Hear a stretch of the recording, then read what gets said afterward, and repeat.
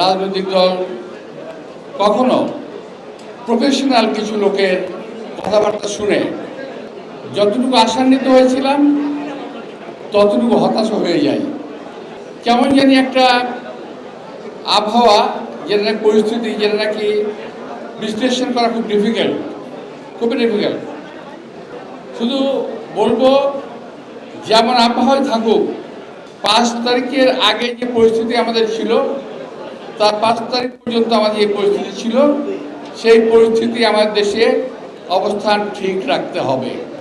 যে যাই ভাবুক, তা যদি না হয় এই দেশের কিন্তু অস্তিত্ব বিলীন হয়ে যাবে। আর এই দেশের অস্তিত্বকে নষ্ট করার জন্যে দেশে এবং বিদেশে বহু চক্র কাজ করছে। গত 2 দিনের ঘটনা যদি আমরা অ্যানালিসিস করি, এর থেকে বহু কিছু কিন্তু বেরিয়ে আসবে। বিষয়টা খুব সহজ না।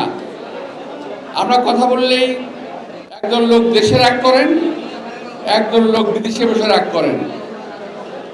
বলেন, আমি কয়েক জায়গায় কথা বলেছিলাম, সেই কথা আমি এখন স্ট্যান্ড করি, যে আমার কথা বলার 7 দিন, গতকাল পরশু কয়েকদিন আমাদের কয়েকটা রাজনৈতিক দলের মতামত জমা হয়েছে। ওই যে সংবিধান সংশোধনের সংস্কারের মতামত জমা হয়েছে। আমি একটু জানতে চাই, আমি কি ভুল বলেছিলাম? কেউ তো একমত হয় নাই, সবাই দ্বিমত পোষণ করেছে কম বেশি।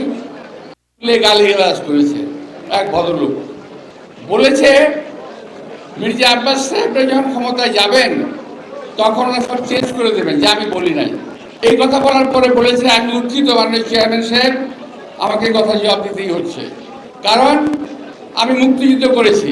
সুতরাং কেউ যদি বলে যে এই দেশটা কারো বাপের না, আমার গায়ে খুব লাগে। এই কারণে, এই দেশটা যদি আমার বাপের না হতো, এই দেশটা আমার হতো না। এই দেশটা যদি আমার দাদার না হতো, এই দেশটা আমার বাপের হতো না। এই দেশটা যদি আমার দাদার বাপের না হতো, এই দেশটা আমার হতো না।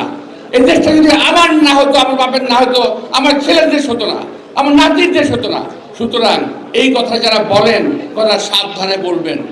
যারা বলেন যে দেশটা কারো বাপের না, আমি বলতে চাই এই দেশটা সকলের বাপের দেশ। সেই জন্য এই দেশটা আমাদের দেশ। আমার দেশের জন্য আমি যুদ্ধ করেছি, লড়াই করেছি, আরও লড়ব। শেষ কথা বলে চলে যাই, আরও লড়ব এই কারণে বললাম যে আজকে দেশের মধ্যে যে অবস্থা হচ্ছে, আমরা সকলেই অত্যন্ত আন্তরিকতার সঙ্গে সংস্কারের কাগজপত্র জমা দিয়েছি, পরীক্ষা নিরীক্ষা করে। এখন এই সরকারকে বলতে চাই, যেই সংস্কার করে যাচ্ছেন, এটা এখনো দেশের লোক দেখে নাই। আর যেটা দৃশ্যমান সংস্কার হতে পারে সেটা অবিলম্বে শুরু করেন। সেটা হলো এই সচিবালয়ের ভিতরে যারা আপনাদের সংস্কারের কাজকে বাধা দেবে, বিপদগামী করবে, সেই সমস্ত সচিবরা এখনো সচিবালয়ের ভিতরে বসা আছে, তাদেরকে সরানোর ব্যবস্থা করেন। প্রশাসনের প্রতিটি রন্ধ্রে আজকে ওই যে ডিএনএ টেস্ট করে চাকরি দেওয়া হয়েছিল, আপনাদের মনে আছে? চাকরি দেওয়া হয়তো ডিএনএ টেস্ট করে, ওই ডিএনএ সঙ্গে চাকরি দেওয়া হয়েছে যাদেরকে, তারা বসা আছে। তাদেরকে বাছাই করেন, তাদেরকে শাস্তির আওতায় আনেন। তারা এত বছর চাকরি করে আজও চাকরিতে আছে, এখনো সচিবালয়ে বসা আছে। এটা কিন্তু সন্দেহর অনেক অবকাশ রাখে যে সংস্কার বাস্তবায়ন হবে কি না।